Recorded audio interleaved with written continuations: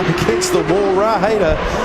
And talking about qualifier, he has a big fire coming out the back of that, and that is huge. He's going to have to get to the fire crew ASAP. And they're going to have to, so he's gone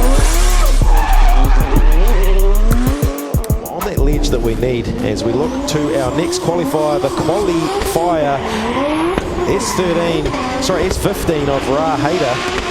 From Aotearoa 7-2 Motorsport, and there it is, right up on that ledge. He's grazing the wing up against the wall, Heyder.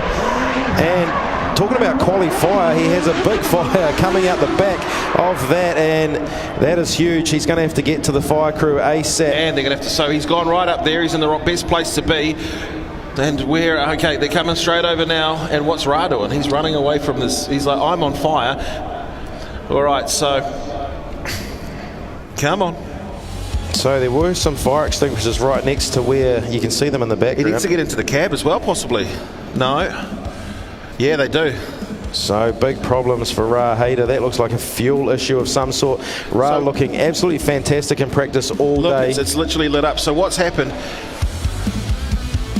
Well, I mean, if that is an advertisement for qualifier, nothing's ever going to be. And while I've got the chance, a big shout out to Steve and Ben from Qualifier. Those guys there do alarm systems for the worst situation ever, and that is the fire. And what we saw right there is what is essentially the scariest moment in motorsport. We have the crashes, we have the this, that and the other, but the one that we feel the most scared about is the fire. We're glad that obviously we can see him. He's taken his helmet off. He looks like he is a-okay. Yeah, and that's kudos to the gear that he's wearing as well. Double layer suits. We'll take a look at the replay, and it's the perfect start for the qualifier S15 right up there on the ledge. Look at him right on that wall, and around he goes. The wing is literally scratching a black line all the way around there for Ra. He gets into the switch zone here and lines himself up perfectly. It's at this point a little bit of spark from a brake, looks like, actually, from the handbrake, and it's just ignited some sort of, yeah, there must be a fuel leak. It has to be to get that sort of ignition in the back end of that S15. At this point here, I think he's realised what's going on. He's had to pull out of that drift, and well, that's the 7 Deuce qualifier fire protection. They might not have been able to protect that car, but they'll be able to protect your business. Need to obviously get in touch. They've got the alarm systems, etc., with notifications.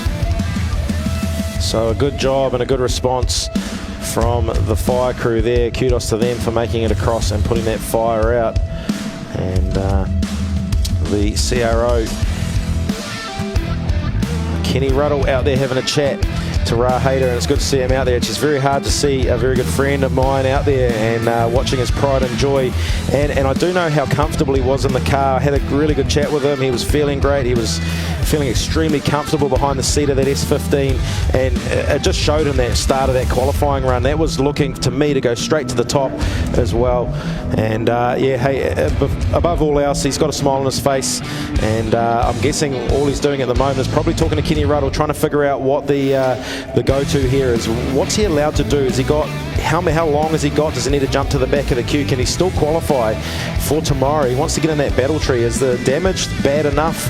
I mean, it's a lot of cleanup to go on. We can see the powder everywhere as far as that's concerned.